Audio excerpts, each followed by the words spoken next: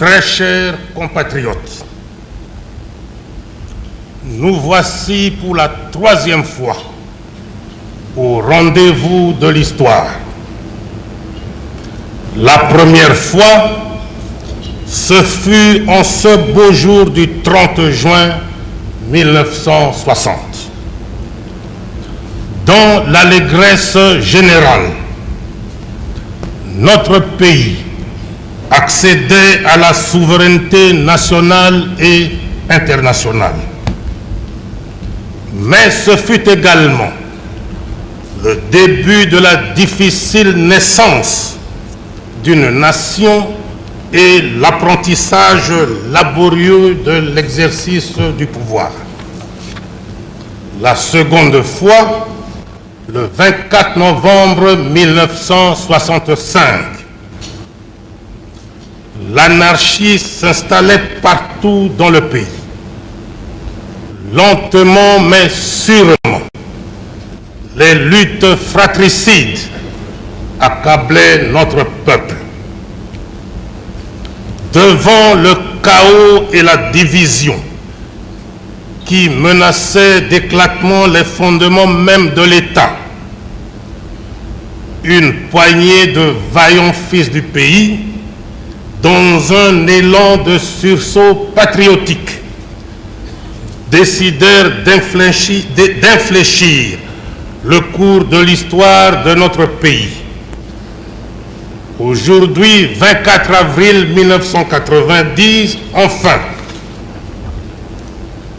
à la veille du 30e anniversaire de l'accession du Zaïre à la souveraineté nationale, après une présence de près de 25 ans à la tête du pays, et face aux grandes mutations qui tourmentent le monde en ce 20e siècle finissant, j'ai pensé qu'il était temps de recueillir les avis du peuple zaïrois afin de dégager les lignes directrices susceptibles d'orienter nos choix politiques. Ainsi, le 14 janvier 1990, à l'occasion de l'échange des vœux de Nouvel An, j'avais annoncé à mon peuple ma volonté d'organiser un large débat national sur le fonctionnement des institutions politiques de la Deuxième République. À ce sujet, j'ai sillonné toutes les régions du pays, de l'Est à l'Ouest, du Nord au Sud, empruntant tous les moyens de transport disponibles, à savoir jeep, voitures, bateaux, hélicoptères, petits porteurs et jets. Il ne manquait plus à cette liste que le train, le vélo et bien sûr la pirogue. Je me suis mis à l'écoute de la majorité silencieuse. Ces interrogations, ces inquiétudes et ces aspirations ont retenu toute mon attention. J'ai recueilli des mémorandums aussi bien individuels que collectifs. J'ai reçu en audience différents groupes socio-professionnels tels que professeurs, missionnaires, opérateurs économiques, médecins, avocats, fonctionnaires, chefs coutumiers, femmes commerçantes, étudiants. Tout a été pris en compte et a fait l'objet de ma profonde réflexion, même le mémorandum des évêques. Je voudrais saisir l'occasion que m'offre cette adresse à la nation pour remercier du fond du cœur le peuple zaïrois de l'accueil chaleureux et patriotique qui a été réservé à moi-même et à la maman présidente. Bravant pluie, soleil et fatigue, Partout, les filles et les fils du Grand Zaïre se sont surpassés et nous ont témoigné avec joie et enthousiasme leur indéfectible attachement. J'en suis profondément touché et je leur resterai infiniment reconnaissant. Je me dois également de féliciter le peuple zaïrois pour son sens élevé du nationalisme et sa maturité politique. En effet, durant toute la période de consultation populaire, en dépit d'un battage médiatique d'intoxication et de démobilisation que de mémoire de chef, je n'ai jamais connu au Zaïre, le peuple zaïrois a démontré une fois de plus qu'il n'était pas prêt de régler son mode de vie sur la base de la manipulation et de la désinformation. Très chers compatriotes, 30 ans après l'accession de notre pays à l'indépendance, nous sommes aujourd'hui à la croisée des chemins et devant des choix nouveaux. À l'analyse de tous les mémorandums qui m'ont été adressés, j'ai été surpris de constater que le peuple à qui j'avais demandé de se prononcer seulement sur le fonctionnement des institutions politiques a plutôt axé l'essentiel de cette doléance sur les difficultés qu'il éprouve dans sa vie quotidienne.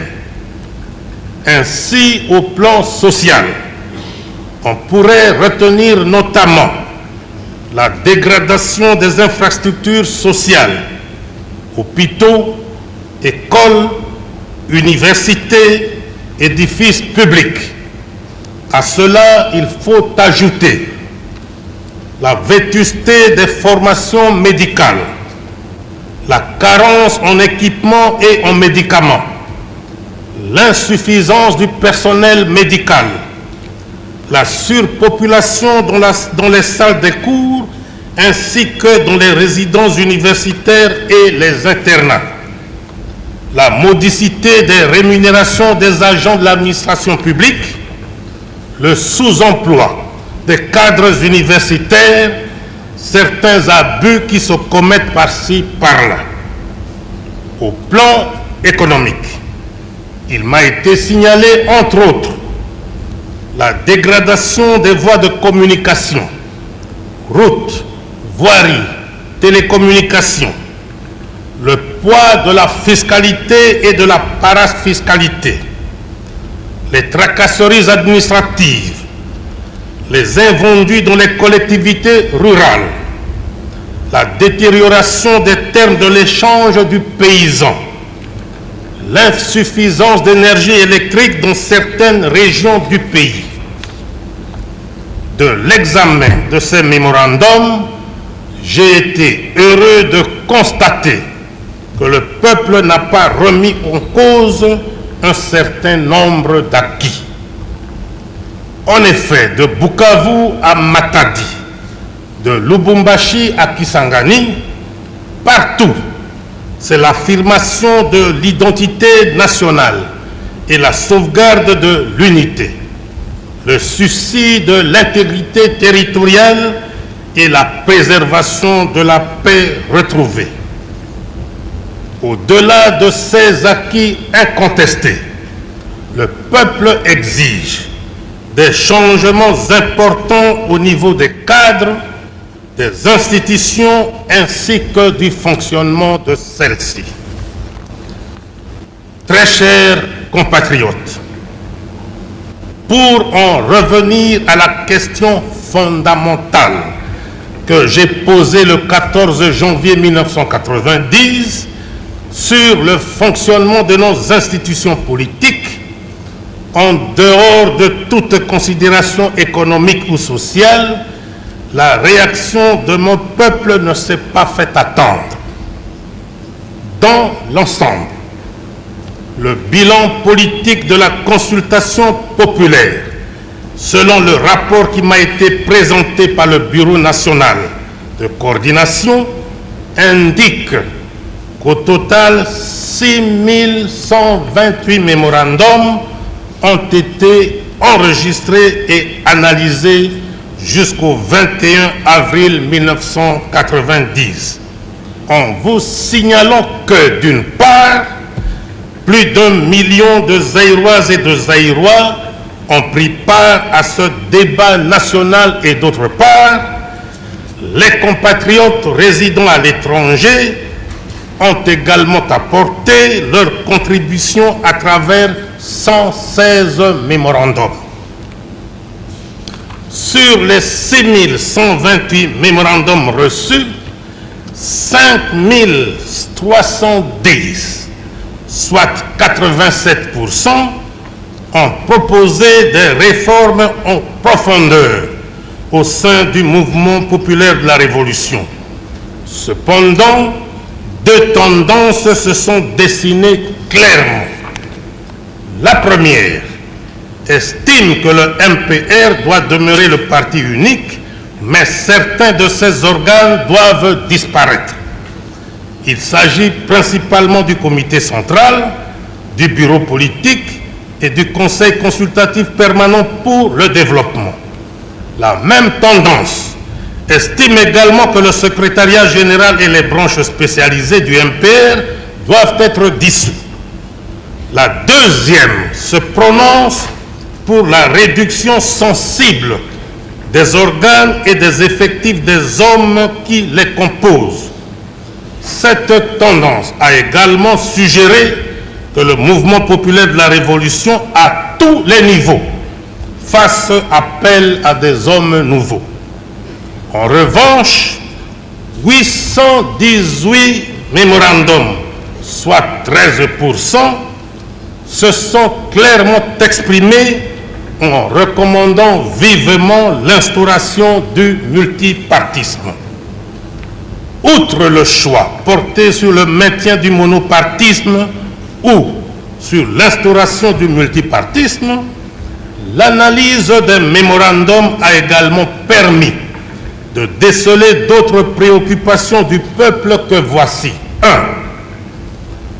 La réhabilitation des trois pouvoirs traditionnels, à savoir le législatif, l'exécutif et le judiciaire. 2. Le renforcement des pouvoirs de contrôle du Conseil législatif et de tous les organes délibérants. 3. La responsabilisation de l'exécutif, tant au niveau central que régional, devant les organes délibérants. 4. La dépolitisation de la fonction publique, de la territoriale, des forces armées, de la gendarmerie, de la garde civile et des services de sécurité, exigeant pour ces derniers une profonde restructuration en vue de garantir en toutes circonstances les droits fondamentaux des citoyens et les libertés individuelles. Très chers compatriotes, après avoir mûrement réfléchi et contrairement à mon engagement de suivre l'opinion de la majorité, j'ai estimé, seul devant ma conscience, devoir aller au-delà des vœux exprimés par la majorité du grand peuple du Zaïre. Aussi, j'ai décidé de tenter de nouveau l'expérience du pluralisme politique dans notre pays en optant pour un système de 3 partis politiques, en ce compris le mouvement populaire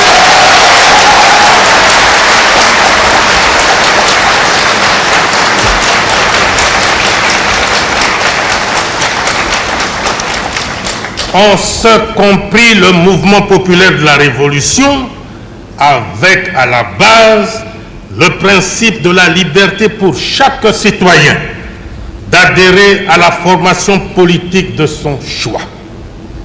Je voudrais que sur ce point précis, les fils et les filles de notre grand pays qui m'ont toujours assuré de leur totale confiance et de leur entière adhésion comprennent que le Grand Zaïre, situé au cœur du continent africain, sans être à la remorque de qui que ce soit, ne doit pas non plus se contenter des positions figées ni se complaire dans l'immobilisme. Il doit être en mesure de s'adapter à toutes les circonstances et de démontrer que sa volonté de bâtir une société véritablement démocratique ne saurait d'aucune manière être mise en doute. Mais, fort de l'expérience du multipartisme de la Première République, j'estime que le changement qu'ensemble nous allons conduire dans ce domaine devra éviter les erreurs du passé. Raison pour laquelle, dans mon esprit, le multipartisme ne doit entraîner ni prolifération ni bipolarisation des formations politiques. Nous devons surtout éviter que le multipartisme ne devienne au Zaïre synonyme de multitribalisme. Le multipartisme doit être considéré comme la manifestation d'une volonté réelle de dépassement des tendances tribales, régionalistes et séparatistes. Voilà pourquoi les trois partis devront justifier d'une représentativité nationale suffisante. Si j'ai pris la résolution d'aller au-delà de la volonté exprimée par la majorité, j'ai voulu, ce faisant, favoriser l'avènement d'une nouvelle ère de confrontation des idées et de débat politique dans un cadre pluraliste. Très chers compatriotes, l'ouverture dans laquelle aujourd'hui j'engage le peuple zaïrois doit être également l'occasion de conquérir davantage les cœurs de la jeunesse de notre pays. Cette jeunesse si généreuse et si vivante doit en effet se sentir au centre de nos préoccupations. Elle ne doit pas être victime des surenchères et pour qu'elle soit une véritable force de changement, elle doit être mieux formée, moins inquiète de son avenir. J'instruirai donc le gouvernement à formuler une nouvelle politique de la jeunesse ardue et axée sur les deux pôles de la formation et de l'emploi. Très chers compatriotes, j'ai parlé des biens de choses et de tout le monde. Je n'ai pas parlé de moi. Que devient le chef dans tout cela? À cet égard, permettez-moi de relever en premier lieu une constatation. Le peuple zaïrois s'est clairement prononcé sur ma personne et a demandé que je continue de présider aux destinées de notre pays.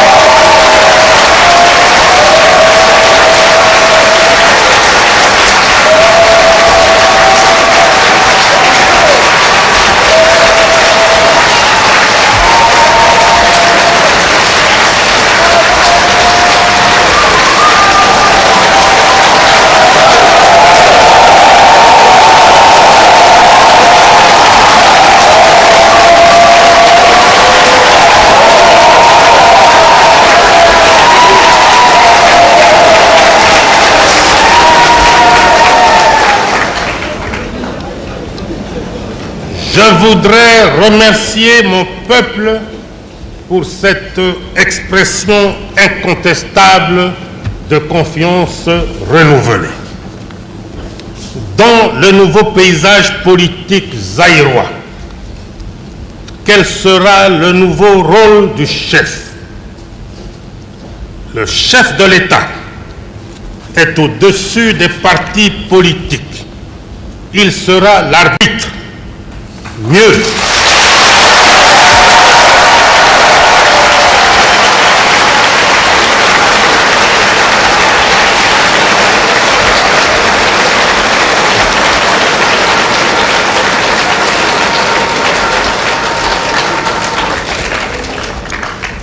il sera l'arbitre, mieux, l'ultime recours. Avec la révision constitutionnelle, le chef cesse d'être le chef de l'exécutif. De ce fait,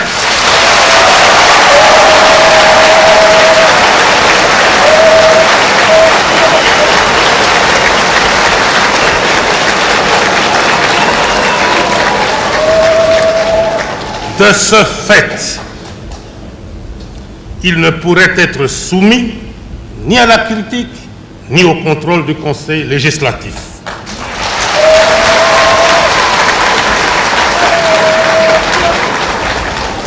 Il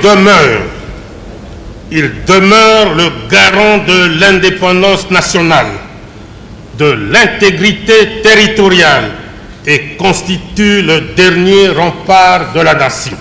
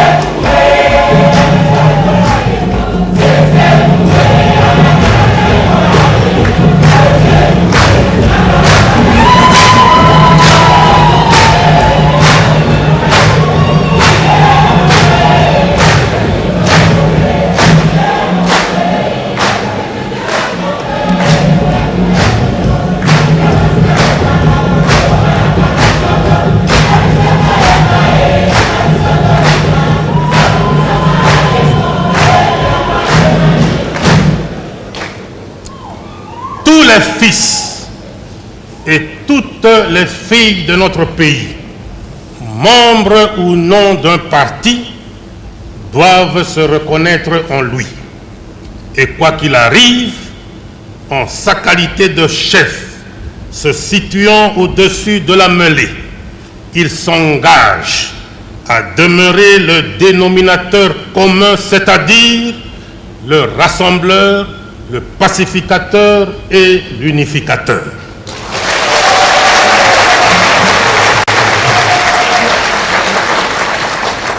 Mon rôle d'arbitre au-dessus des partis ayant été ainsi défini, je vous annonce que je prends ce jour congé du mouvement populaire de la Révolution pour lui permettre de se choisir un nouveau chef devant conduire.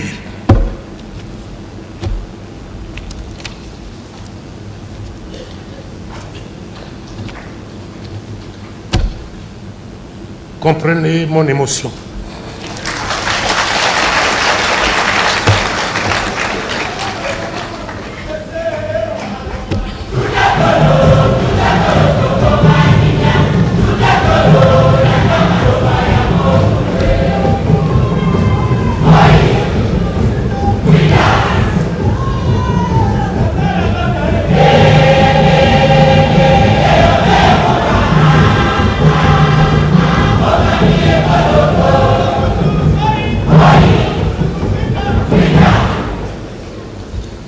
Mon rôle d'arbitre au-dessus des partis ayant été ainsi défini, je vous annonce que je prends ce jour congé du mouvement populaire de la Révolution pour lui permettre de se choisir un nouveau chef devant conduire les changements des structures matérielles et humaines de ce parti.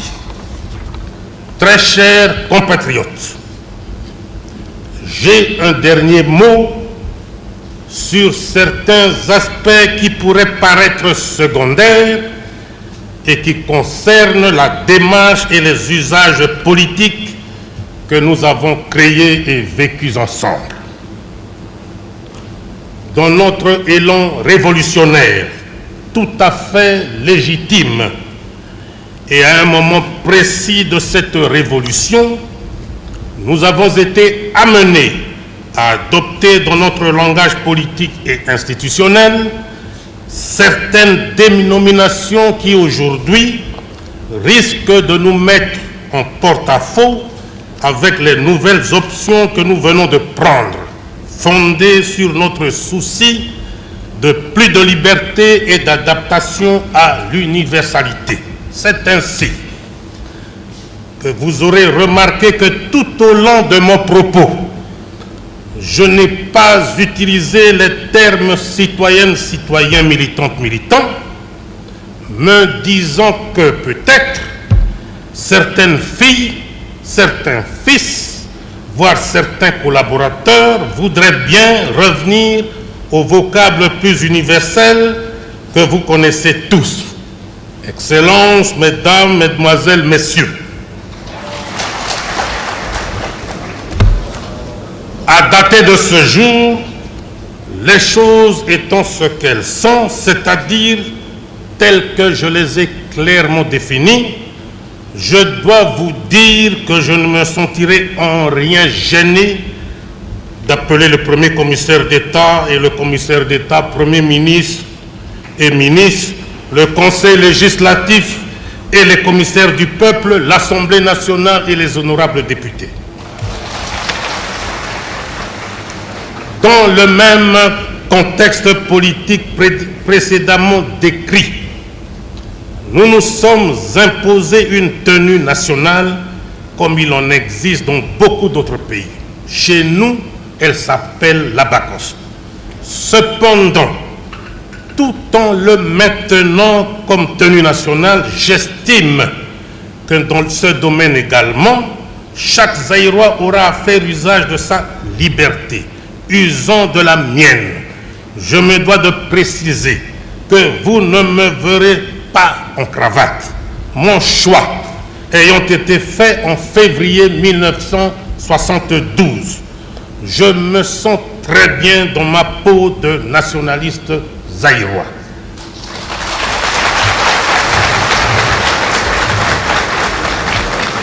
Très chers compatriotes, toutes ces réformes, vu leur ampleur, requièrent une période de transition nécessaire et suffisante, surtout pour permettre aux nouvelles formations politiques de se structurer et de s'installer sur l'ensemble de notre territoire, ainsi qu'au mouvement populaire de la Révolution, de se restructurer au regard du nouveau paysage politique. Étant donné que tous les organes délibérants ont reçu avec une belle unanimité le satisfecit du peuple, qui du reste a demandé que leur pouvoir de contrôle soit renforcé, j'ai estimé, suivant en cela la volonté librement exprimée par le peuple zaïrois, que ces organes délibérants, c'est-à-dire le Conseil législatif, les assemblées régionales, les comités populaires des zones et les conseils de collectivité restent en place jusqu'aux élections prochaines.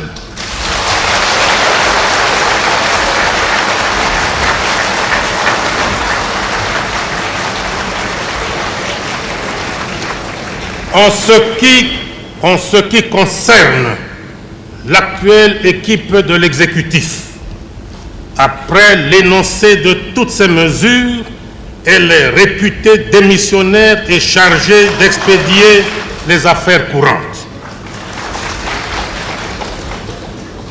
Dans les tout prochains jours, sera connu le nom du premier commissaire d'État ou du premier ministre, si vous voulez, avec le nouveau chef du gouvernement, des consultations seront engagées pour la constitution de l'équipe de transition qui aura principalement pour mission l'exécution d'un programme d'urgence visant à répondre aux attentes de la population dans le domaine économique et social. Quant aux partis politiques, un projet de loi fixant les conditions de leur existence, leur agrément et leur financement sera déposé incessamment sur le bureau du Conseil législatif. Pour toutes ces raisons, la période de transition ira du 24 avril 1990 au 30 avril 1991. Cette période de 12 mois sera mise à profit par les formations politiques pour faire l'apprentissage de la démocratie pluraliste et affronter l'électorat, suivant en cela un calendrier précis qui sera rendu public. La période de transition sera également mise à profit pour procéder à la révision de la Constitution qui se fera en 2 étapes. Comme je l'ai déclaré plus haut, le pays sera régi pendant la transition par la Constitution actuelle qui doit subir des modifications au niveau du Conseil législatif. Pendant ce temps, une commission sera mise sur pied pour l'élaboration d'une constitution définitive appelée à régir la 3e République. Après la mise en place du gouvernement de transition, j'entreprendrai une tournée d'explication des nouvelles réformes à travers le pays, car la majorité silencieuse qui a exprimé clairement sa volonté pourrait ne pas comprendre pourquoi et dans quel intérêt j'ai opté pour le point de vue de la minorité. Très chers compatriotes, avant de terminer mon propos, je voudrais me résumer pour une bonne compréhension de tous.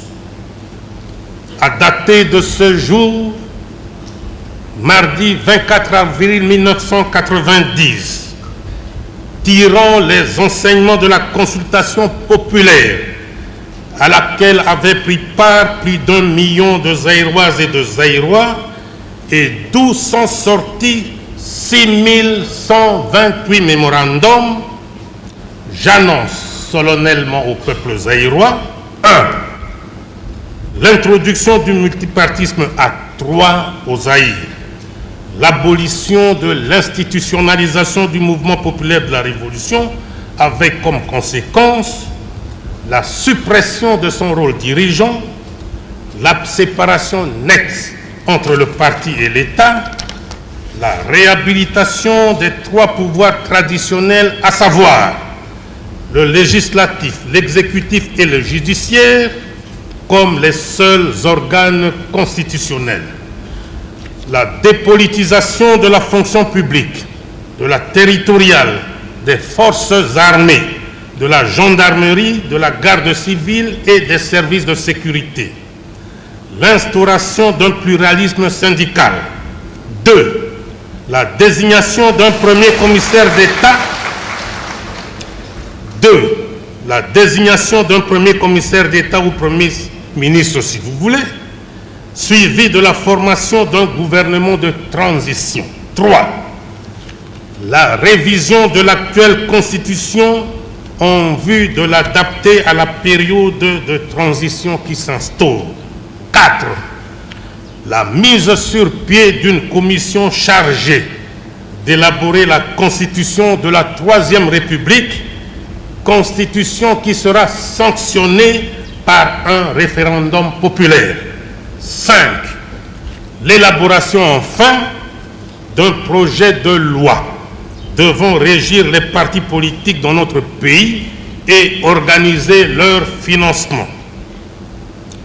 Très chers compatriotes,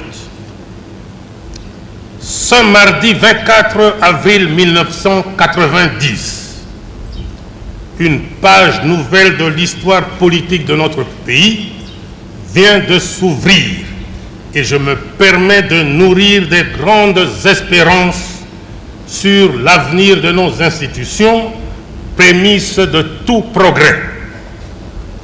Quelles que soient les lacunes inhérentes à toute œuvre humaine, nous devons reconnaître que grâce à l'idéal qui nous a toujours animés dès l'aube du 24 novembre 1965, nous avons la paix, l'unité nationale, l'intégrité du territoire et la fierté de nous sentir partout zaïrois.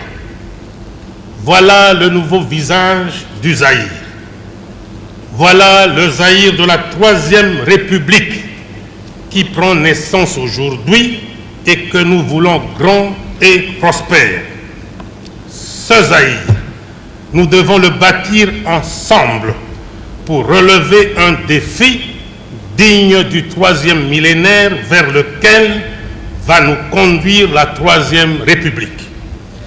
Si deux désirs font une volonté, comme le disait un grand penseur britannique, George Meredith, pour ne pas le citer, je me demande quant à moi ce que peuvent faire deux volontés unies, la vôtre et la mienne. Deux volontés qui s'inscrivent dans le cadre d'un nouveau pacte que nous signons aujourd'hui, vous et moi, pour la construction d'un nouveau Zaïre. Un nouveau Zaïre, dis-je, sûr de lui, fort du grand génie créateur de son peuple, conscient de sa place au cœur de l'Afrique, capable désormais d'affronter avec foi et sérénité, assurance et dignité les défis de l'an 2000. Un nouveau Zaïre enfin, qui fera dire aux générations futures, pensant à la journée d'aujourd'hui, vraiment, ce fut un des moments les plus beaux de l'histoire de la République. Vive le Zaïre, vive la Troisième République, vive le renouveau. Je vous remercie.